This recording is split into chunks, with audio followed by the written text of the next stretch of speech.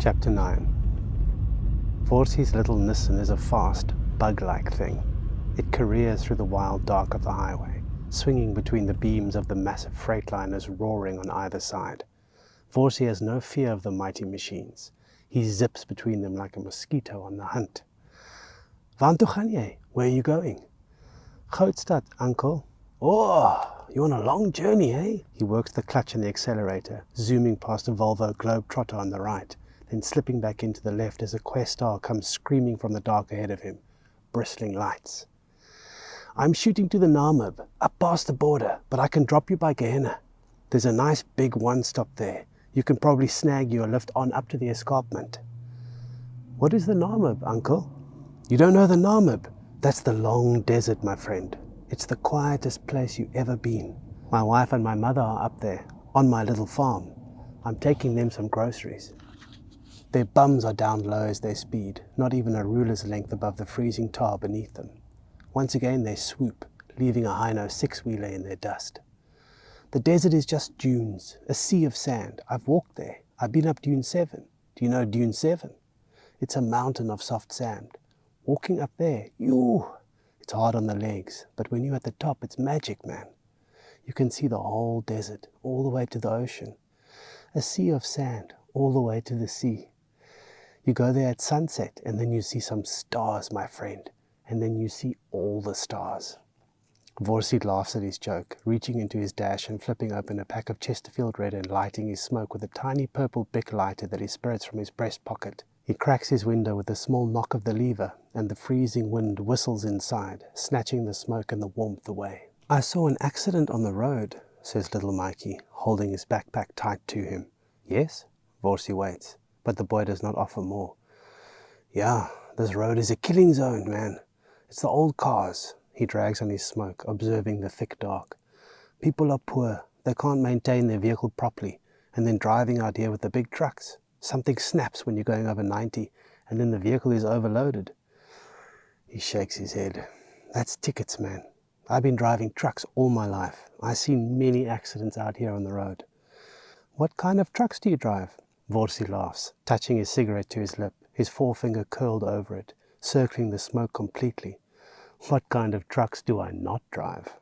He chuckles again. My friend, you look at me and you think, Vorsi is small, he's a little guy. And that's true.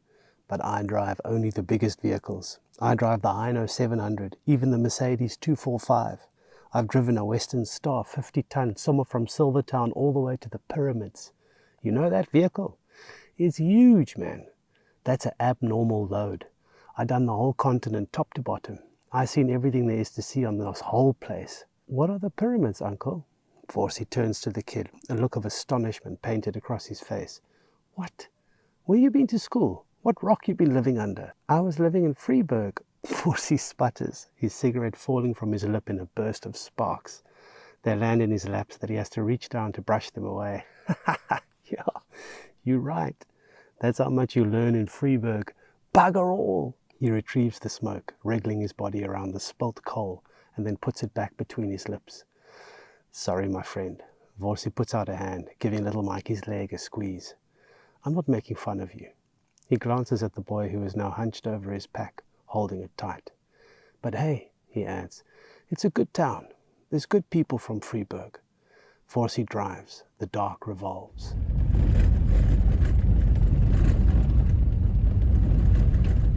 So, what are the pyramids? Vorsi wonders aloud. Well, my friend, I must say that no one really knows. Suddenly he hammers his window lever in fast circles, letting the freezing night in fully. He reaches out, stubbing the butt of his Chesterfield against his mirror, then tosses it into the howling dark. People say they are the tombs of kings, he declares, hammering the window closed once again.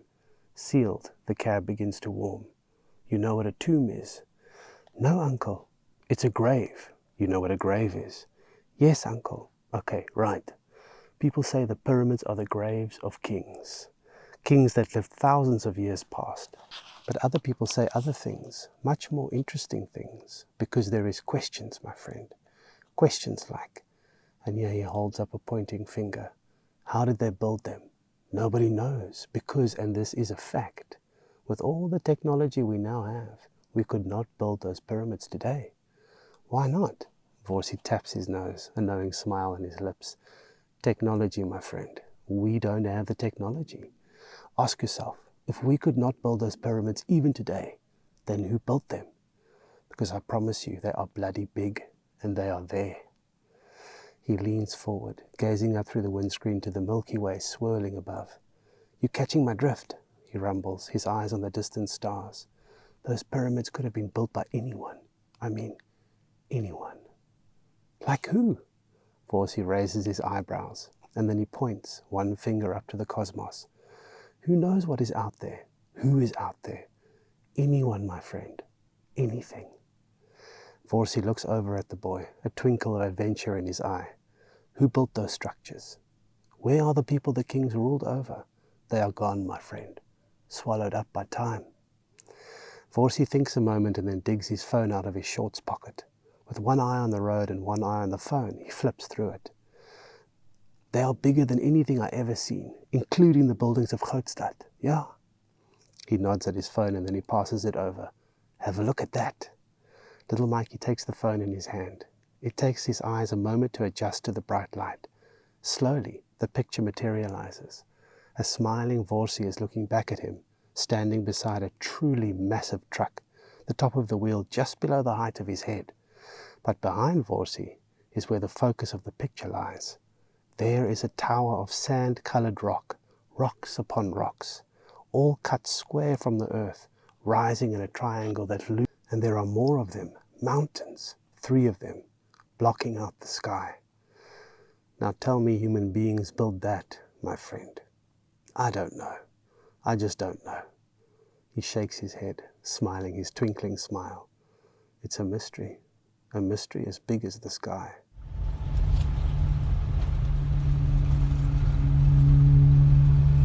Vorsi drops Little Mikey off at the Gehenna One stop at 10:15 p.m. on a cold winter's night, somewhere near the tip of Africa. Keep warm, he cautions as he flicks his bick to another cigarette, salutes the boy, and then spins away. Little Mikey turns to the huge one-stop rising above him. This is a truck hotel.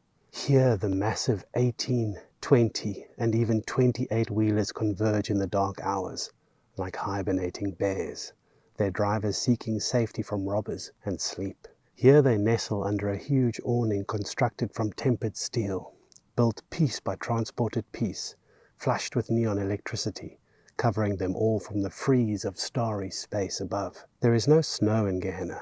It is a dry cold that falls from the heavens, frosting the earth until dawn will thaw it. Here, in the dead of night among the slumbering trucks, cold reigns. Little Mikey dances. The cold pricks him so that his feet jump off the concrete, so that breathing burns. Beside the forecourt where the sleeping trucks gather is the 24-hour shop. Within is a blaze of light, warmth, and color. From here, Little Mikey can see the chocolates and sweets in their bright rows, and behind them workers in peaked white hats doling out hot burgers and chips to hungry drivers. Saliva shoots into his mouth. His stomach growls and pulls up like a fist, like a mouth tasting itself. He slips his hand into his pocket. He still has 2 money notes there. He has Big Jan's coins also. Big Jan. He shakes his head. He does not want to remember Big Jan right now. Instead, he calculates. He knows he could probably buy 1 hot burger and chips with half of his money. But then how will he get to Grootstad? No one has asked him for one of his notes yet, but he knows it will come. Perhaps even tonight. How else will he get one of those trucks to take him in? A plan begins to form in his mind. What if he could find a lift with one of the trucks by showing them his money, and as part of the deal get some food from the driver? Just like Brian, Little Mikey supposes each man must have food with him, or at least will offer him some. His stomach growls, his fist pulling tighter. Just a chocolate, Little Mikey whispers to himself. Just a taste. Just as he steps out towards the brightly lit shop, movement among the trucks causes him to stop. There is a figure there, a small figure, like himself. He watches. It is a boy weaving among the trucks, looking up at their doors as he passes, moving like a jackal. Goose pimples spread on the back of Little Mikey's neck and on his forearms too. It is the boy from the road, the one who disappeared into the dark. Hey! Little Mikey shouts as he sets off, running towards him. Immediately the boy turns, watching little Mikey, his body crouched, ready to run, and then he stands up straight and a smile spreads on his face. He steps back, into shadow, but his smile is an invitation for little Mikey to follow. Beside the great wheel of a man 35 ton, they meet. "I saw you on the road." The strange boy nods, looking little Mikey up and down. "Have you got any money?" "No," says little Mikey after a pause. "Where are you going?" "Grootstad." "Why are you going there?" "I'm going to meet my mama." The boy studies every inch of little Mikey's face. Little Mikey has a strange feeling that he can't lie to this boy, that he could see any lie inside him. Little Mikey is about to say that he does have money when the boy nods. "You hungry?" He holds up an apple, seemingly conjured from the air. Little Mikey takes it without a thought, biting straight into its juicy, freezing flesh. The boy turns and steps into the shadow of the truck above them, then skips across a swath of light between it and the next, hugging the shadows. "Stay in the dark," he whispers over his shoulder. Little Mikey does his best to follow him, jumping from shadow to shadow. Soon they're all the way on the far side of the sprawl of the one-stop. Far from the shop, near the farthest diesel pump standing on its own, the boy squats next to the giant wheel of an Actros 2652. Little Mikey joins him there. "How long you been on the road for?" "2 days."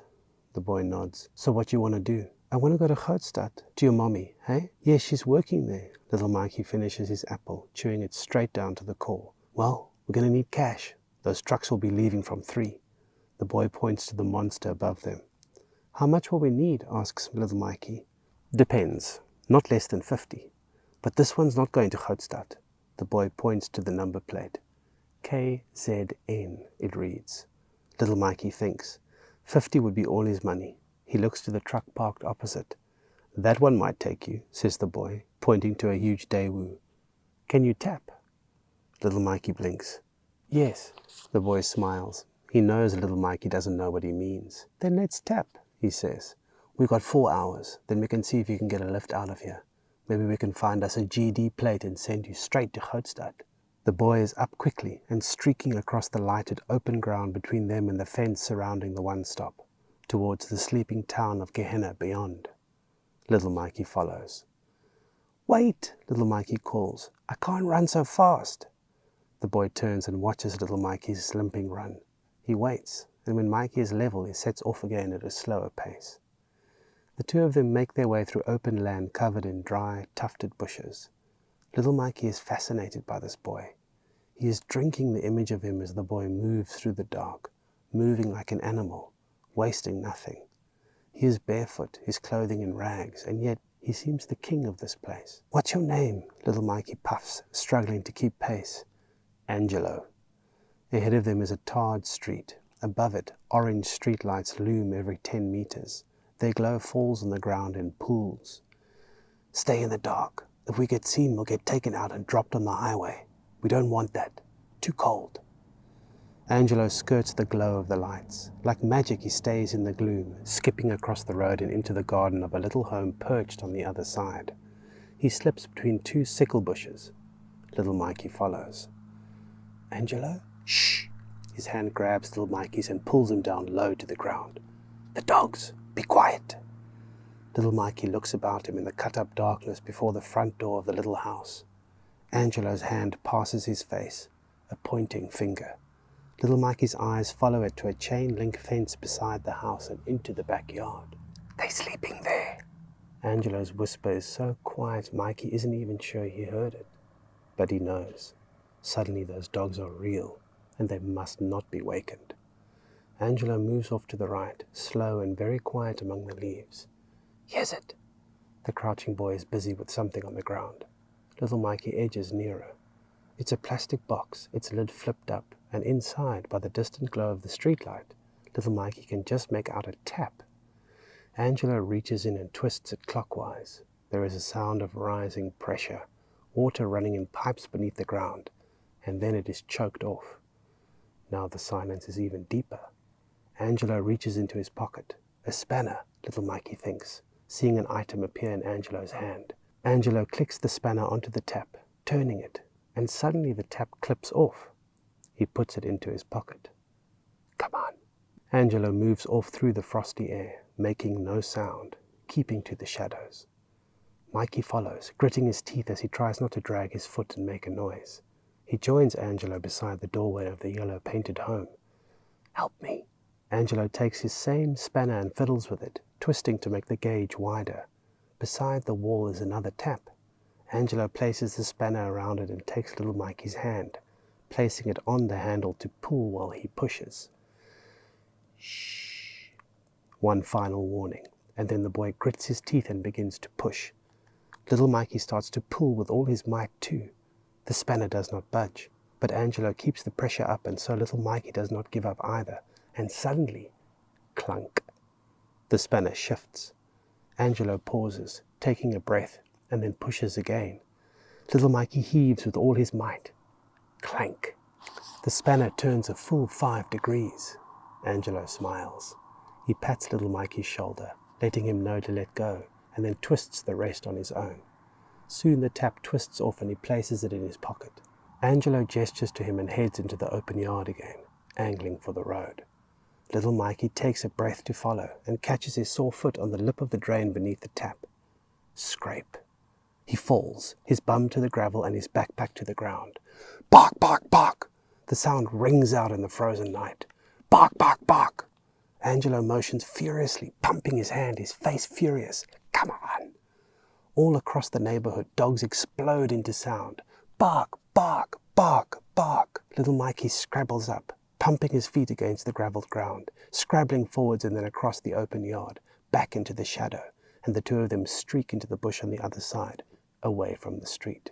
Little Mikey runs with all his might, his heart hammering, his breath singing in his throat. He is pumping his arms and swinging his limping foot to try to keep up with Angelo, who runs swift and sure. Suddenly, Angelo disappears ahead. Little Mikey runs headlong past the spot, and then is pulled down into a ditch. Angelo's wide eyes are just a breath from little Mikey's own. Stay quiet, he hisses, before carefully looking up over the bushes to the houses beyond. He watches, breathing quietly, his eyes darting from house to house. The barking of the dogs continues to spread through the valley and between the clustered houses of Gehenna. Bark, bark, bark. The chorus builds, rolling in waves. Shut up! A voice shouts from somewhere among the twinkling lights. Lay down! Little Mikey twists to turn and look too. Both he and Angelo are instinctively watching the houses nearest, every nerve keyed to the sign of a light going on within, a human moving, a door opening, a figure stepping out to look into the bushes and raise the alarm. But there is nothing. Finally, Angelo relaxes. He slides in next to little Mikey, both of them resting their backs against the soil of the gully's side. Their breathing steams. Above them, the freezing stars. Phew! Close. Little Mikey nods, unsure of what to say. We got 2, though. With a smile, Angelo holds up the taps. They shine dull bronze, 2 pieces of chunky metal. We can get 10 each, I'd say. Maybe 15 for the big one. Little Mikey nods. It's dry out here and freezing cold. The soil is like ice, the bush like icicles. He shivers. Can we still get more? Yes, we just got to wait. We must give it an hour to let the dogs go quiet. Little Mikey blows on his fingers. After their run, his body is cooling. He begins to shiver. Angelo can feel the boy's body shake through his clothing. It's going to be a long night, he says, sliding his hand into his tattered jacket. He passes a small plastic packet to little Mikey. Breathe this. What is it? Breathe it. It will make you warm. Little Mikey examines the crumpled packet. It's filled with some sort of goo. Put your mouth on the opening. Little Mikey curls his finger and thumb around the opening and puts it to his mouth. He tastes something sharp and chemical. Breathe, whispers Angelo. You'll see. Little Mikey inhales. He wants to cough. The itch is terrible. And then the sensation disappears. Instead, a warmth steals through him, through his blood, welling up to his eyes and, even more, enfolding his brain. He closes his eyes, the warm fog seeping through him. He opens his eyes and sighs. The stars shimmer. friendly and warm. All about them the bush seems to glow. The ground is soft, a mattress like at home. He looks at Angelo and the whites of the boy's eyes seem to smile. Nice, eh? Little Mikey raises the packet to his mouth for another breath. No, wait, you got enough for now. Angelo takes the packet from him, huffing a breath himself and then stowing it in his pocket. If we take too much, we'll sleep here, and then we freeze. Little Mikey is sure his friend is right, so he stretches his feet out in front of him, sighing. He breathes deeply. It is as if the bush breathes with him. He, the bush, and Angelo, breathing together. Where's your mama? She's in Grootstad. She's working there. Oh? She had to go on a trip with Mr. Langeveld. She works for him. They're driving to Grootstad on a job and then he's going to drop her at my dad. Angelo nods. My dad has a big house there in Grootstad. I got my own room. Little Mikey steals a glance at Angelo. The boy smiles. That's nice, man. Both are silent. The bush rears around them, the immensity of it somehow collected in their breathing, in the long silence, in the silence of the world. Little Mikey cocks his head. There is a bat-eared fox crouching beside him, watching. He whispers, Where's your mama, Angelo? I don't have a mommy. I don't need one. Angelo picks a twig from the bush beside him. He places it between his teeth, picking at his gums. Everyone has a mama. Angelo shakes his head. No, only normal people have a mama. I'm not normal. I'm a man of the road. Little Mikey turns to him. What's a man of the road? It's the best thing you could ever imagine. It's a man that is free. Anywhere I go, whatever I touch is mine. This bush is mine. This soil is mine. Because who can tell me what to do? No one. Little Mikey is staring into the eyes of the little bat-eared fox. They are pools, watching him from another place, inviting him to journey elsewhere. Why can no one tell you what to do? Little Mikey mutters, his body as warm as the drug, his breath a mist in winter's cold. Because I don't have nothing. No one can take something from me because there's nothing to take. No one can take my mommy because I don't have one. No one can tell me what to do because I don't have anything I want. You understand? No. You're also a man of the road. You don't have nothing either. You just don't know it yet. You will find out though. You're free too, like me. That's why I like you. He lifts his hand to silhouette against the stars and then extends one finger to point to the town behind them, where the dogs still bark. They have so much, but they can't go nowhere. Me, I only have one thing, and I can go anywhere. What do you have? I have the road. Little Mikey closes his eyes and the stars remain, as if they are inside his lids, as if there is nothing between him and them. Whatever is mine, the road brings me. You will see. Whatever is yours, the road will bring you. What if it doesn't? Then it wasn't yours. Suddenly little Mikey sits up, shaking his head, shaking the stars from it. He looks into the bush beside him, all the myriad leaves of it cutting one in front of another in endless pathways. He blinks. The little fox is gone. He looks up to the sky. I got a mama, he whispers. I'm not a man of the road. Angelo doesn't answer. Instead he reaches up, swirling his hand between those far away, freezing suns. You are, he says. We all are. You'll see.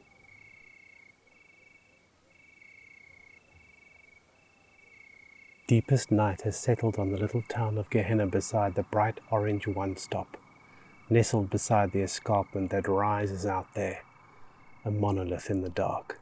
Winter's breath drifts down the cliffs and pools, freezing in the valley, swirling through the streets in which Angelo and little Mikey move. They have collected no more taps. It seems they were lucky on their first try, and the rest of the town has already learned the habits of the drifters. The taps have been padlocked down, their steel glinting beneath orange streetlights. But Angelo has a plan.